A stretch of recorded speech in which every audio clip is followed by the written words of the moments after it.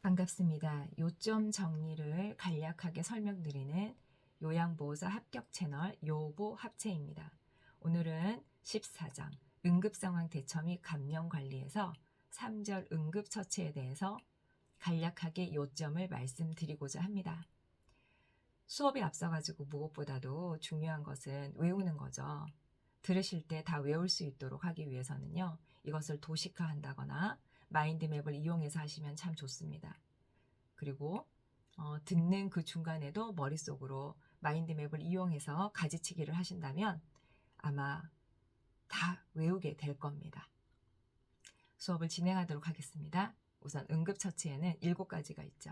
첫 번째 질식, 두 번째 급성 저혈압, 세 번째 출혈, 네 번째 경련, 다섯 번째 약물 중독, 여섯 번째 화상, 일곱 번째 골절이 있습니다. 이 모든 것은 응급 상황이고요. 119에 신고해야 되는 것이고 119에 신고해야 되려고 도움을 요청해야 되는 게 가장 우선적으로 시행되어야 되는 것이죠. 자, 1번 질식으로 들어가겠습니다. 기도에서 폐에 이르는 길이 막혔을 때를 기도폐색이라고 합니다.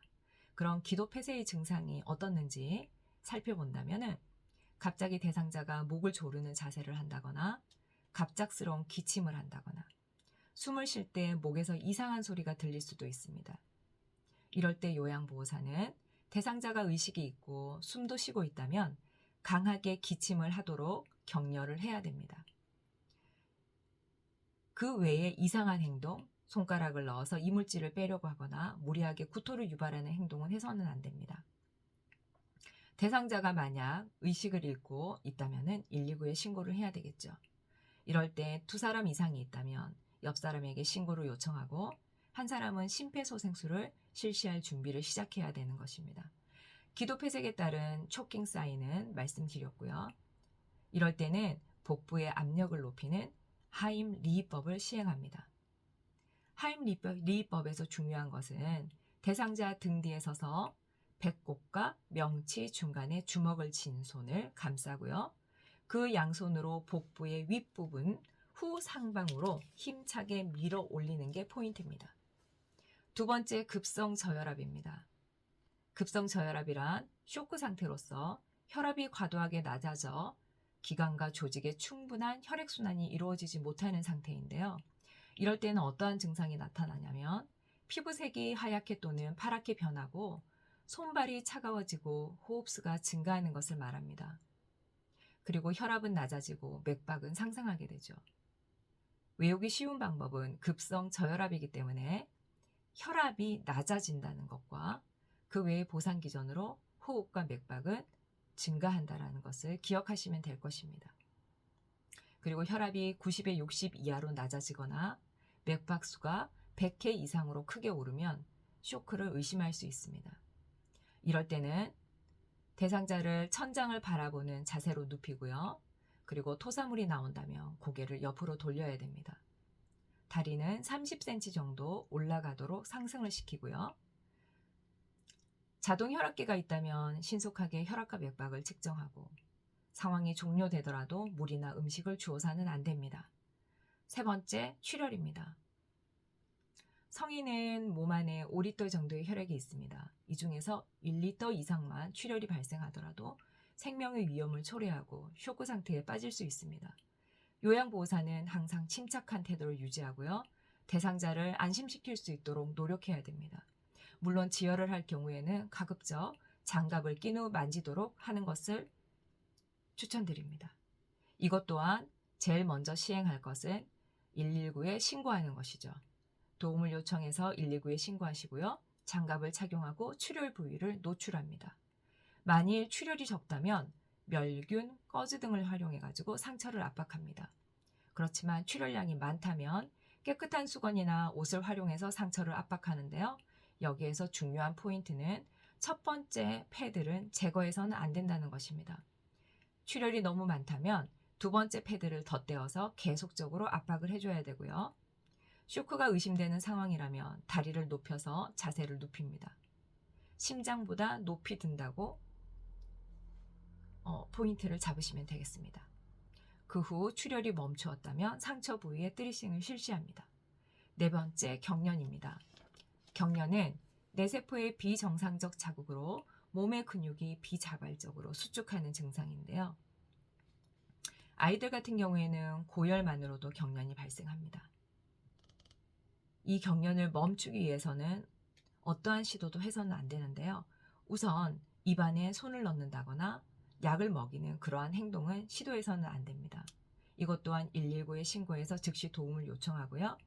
경련 환자가 발생했다면 주변에 뾰족한 물건 등은 치웁니다. 그리고 경련이 발생한 시점, 그 시간은 기록해 두셔야 되겠죠. 대상자를 침대 바닥에 눕히고요. 베개를 받쳐서 머리를 손상되는 것을 보호해야 됩니다.